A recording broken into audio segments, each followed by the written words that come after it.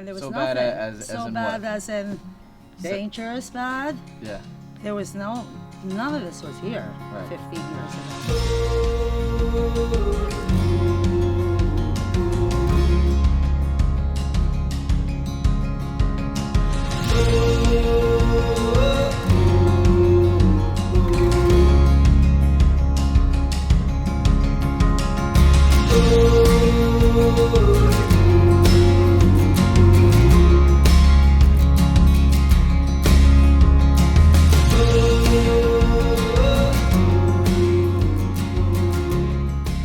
Alrighty, Nicole.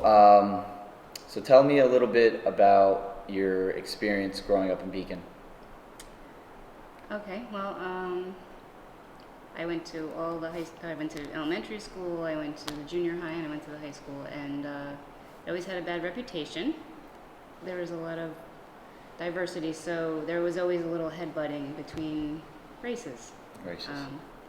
And not just races, but this property, when I was growing up, was kind of low income, and it was called Groville, and the people who lived here were called Grovillians.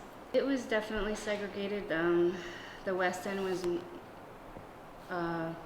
more African American. Then the middle was more, I guess, white. There was a movie theater. There was nice stores in the middle. And then as you came down around to the East End, it was more Latino. But as you see now, the West End and the East End are the places to be. Right. And the middle is like, ugh, what happened here? The architecture is really bad. And, you know, it's completely opposite. Yeah. The process would be gentrification. Yeah. Yeah. I mean, it's definitely people coming in. There's battles over homes, a lot of cash changing hands, you know, outbidding, cleaning up, refurbishing old buildings, which is a good thing. Right. I mean, it's a great thing.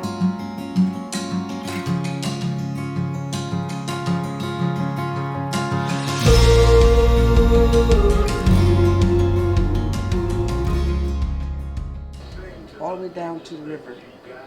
Was all black owned. But as the years went by, they all sold out.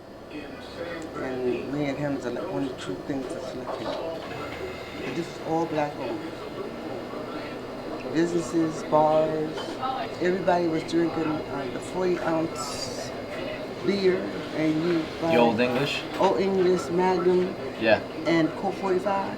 Right. And you could buy them for $1.75 a bottle, and one bottle would make you drunk, and that was it. You get a good drunk off $1.75. And would you say at this time period, Beacon was predominantly African American? No. No? No. But this section was. From 1978, I was mostly all African Americans coming in here. Right. Now, it's like 25% Afro American and all the other Chinese and all other races. Right. No, the business is good. Business is good. Yeah. So you would say that this, the term that is used a lot is gentrification. So would you say that gentrification is a positive impact on business? Yes. And then most of all this here really goes to the police department. All right, so Lieutenant Frost, how long have you have you grown up in Beacon? Did you grow up in Beacon? Yeah, I was born and raised in Beacon. Yes. You went to Beacon High School? Went to Beacon High School. Okay. And you joined the police department when? I was 21 years old when I joined the police department. It was 1983. Beacon's changed a lot. Obviously, I was born in the 60s, but I was too young to remember anything back then.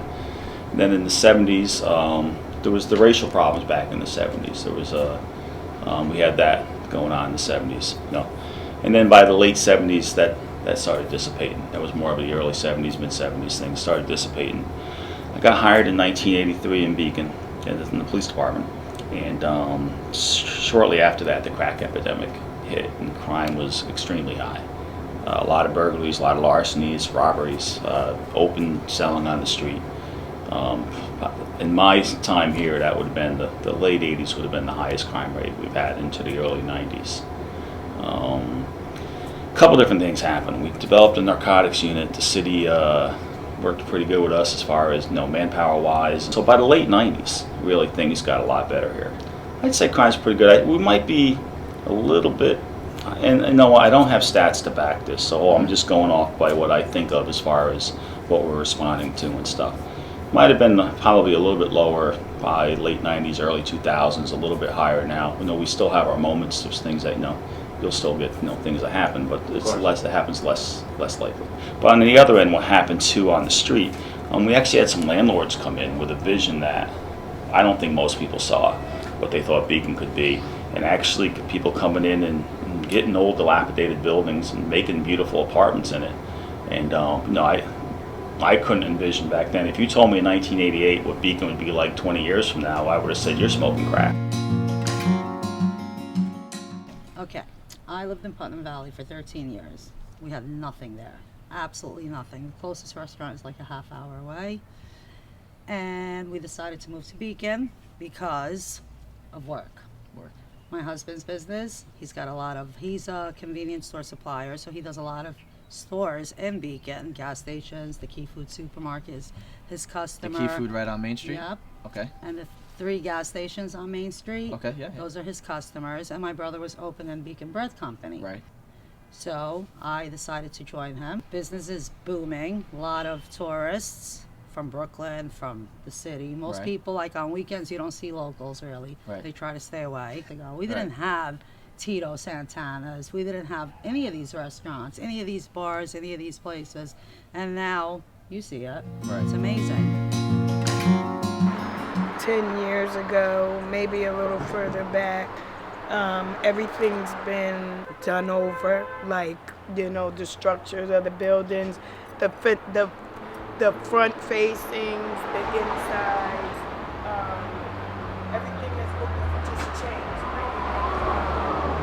The back in the day scenery to like the new modern day, the art shops, the wine places, the tourists. It definitely went from like a little comfortable, cozy town to like more of a village, Right. like in New York City. Right. We never had this much traffic. We never had these many people Right. coming to our town, although these things were here. Right. Now that other people from other areas have opened up businesses here, Right. is bringing a multitude of people here. The only thing that is not in our favor, that I think is not appropriate for the people that I've lived here all my life. Right.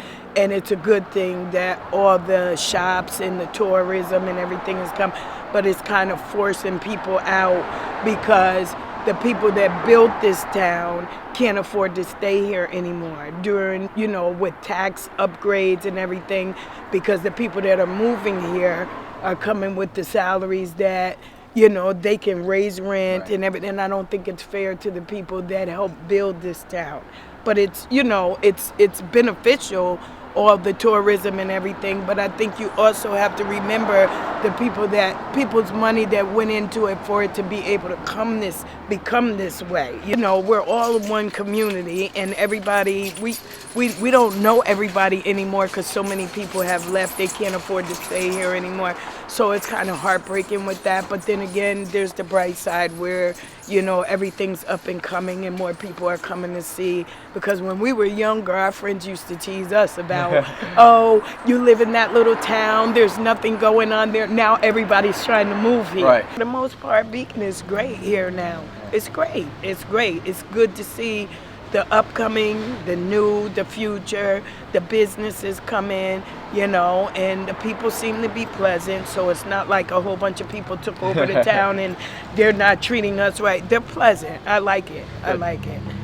That part of Main Street really was deteriorating at one time, and now it's all brand new. So it's a great thing. Like our town is great right now. Yeah. It is. That's beautiful. Yeah, it is. I think you said everything. Yeah. I can't. Yeah. I went Because into I've been here all my life, and so has Barbara. I've been here all my life, but so has Barbara. You know what I mean?